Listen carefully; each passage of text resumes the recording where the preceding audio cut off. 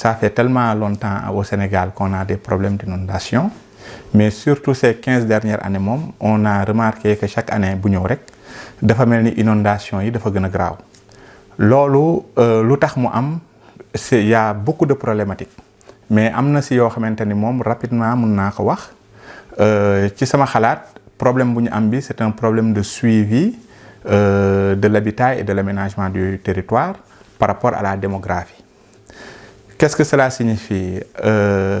Après les indépendances, non nañ ay infrastructures d'assainissement. Ouais, après suñu ay indépendance soo jëlee région bu melni Dakar ay 500 000 personnes la woon. Tey jii en 2022 Dakar ak lu ko wër war na ëpp 4 millions de personnes.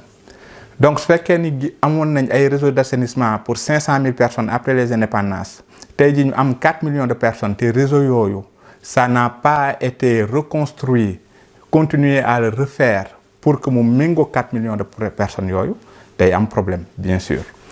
su ma jëlee exemple mu ndaw rek ñun bu ñuy nekk xale da ngay gis suñu kër yi rez-de-chaussée la doon nekk ci biir kër yi amoon juróomi nit soo moytuwul tey àdduna di dox ba kër yooyu da ngay gis lu muy gën a bëri nit ñuy yokk étage yi. Donc kër bi nga xamante ni woon la rez-de-chaussée la il y a 30 ans da ngay gis tey mu nekk 3 étages ba 4 étages ba pare kër googu nga xamante ni il y a 30 ans ñeenti nit si nekkoon tey mu am fukk ak juróomi nit te soo xoolee bu baax réseau yi ñoom duñ ko changer.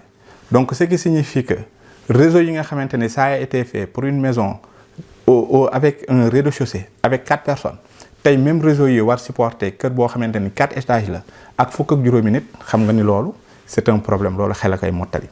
Dafa mel ni gouvernement successif yu ñu am yi ils n'ont pas compris la nécessité de ce suivi dont je parle, du suivi donc de la démographie de la population et du suivi de l'assainissement, des réseaux d'assainissement, des infrastructures d'assainissement par rapport à cette démographie.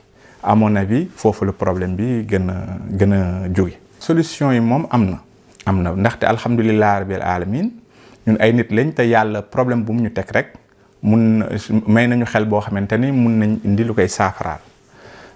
Waaye tey toll nañ foo xamante ni ci sama xalaat day solution yi du ay 1 an wala 2 ans la ñuy pareti inondation yi. Solution yi moom c'est des solutions à long terme, surtout comme ni ñu ko waxee da nga ne solution définitive moom c'est à long terme.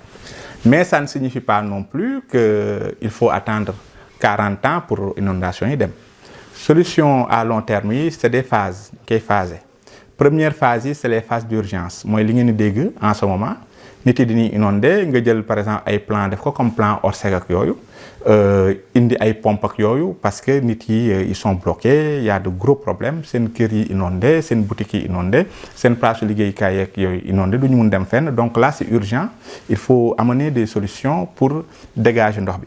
Mais problème du Sénégal mooy les phases d'urgence là, comme leur nom indique, ça doit être des choses qui sont extrêmement rares. Et au Sénégal, chaque année, nous faisons la même chose. C'est-à-dire que l'urgence ne devient plus rare, ça devient rébarbatif. Mais ni c'est un plan d'urgence, les plans pérennes en fin de compte. C'est ce que nous devons faire. Les gens nous avons les solutions à court et moyen terme. Ce que nous devons faire, c'est gagner cartographie réseau. Gagner cartographie réseau, numériser, mettre en jour. Ba pare diffuser ko surtout suñ ko diffuser képp ki nga xamanteni mi ngi tabax muy ay bâtiment yu ndaw wala muy ay infrastructure yoo xamanteni mag na tamit mu ñoo na xam yan réseau ñoo nekk à côté te ñoom nan la ñuy ñëw branché woo ci réseau yooyu. Donc cette cartographie là est extrêmement importante. Cartographie aussi lu muy permettre moom mooy suñu bëggee curer réseau yi parce que le curage aussi est important. Entretien au réseau yi c'est très important. Donc suñu curer réseau yi ñu xam réseau yi ñaata kilomètres la ñuy curer loolu dinañ xam fan la ñuy aw dinañ xam ñaata temps la ñuy jëral dinañ xam aussi ñaata lay jar ah. Donc le curage là suñ ko defee ba pare après ñu soog a xool bien sûr toujours avec cette cartographie là ak maintenant les infrastructures qui ont été faites depuis le temps, les habitations compris, ñu xool maintenant comment ban gap moo am entre l'habitat et l'aménagement du territoire ak réseau yi.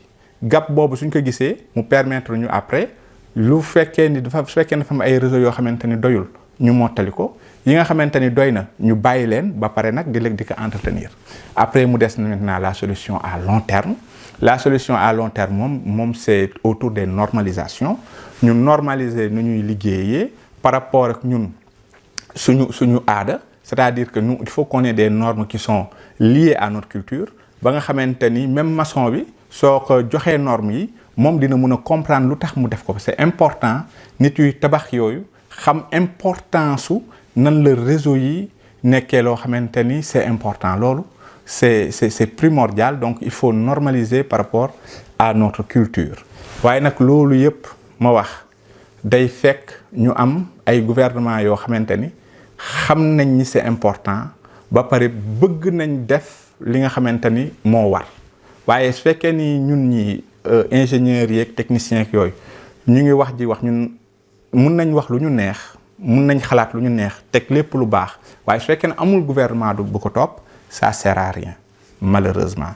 Donc j'espère que après tous les problèmes qu'on a eu cette année, j'espère que ce problème deviendra sérieux pour tous, surtout sérieux pour ñi nga xamante ni ñoom la ñuy voter, ñoom ñooy diriger Sénégal.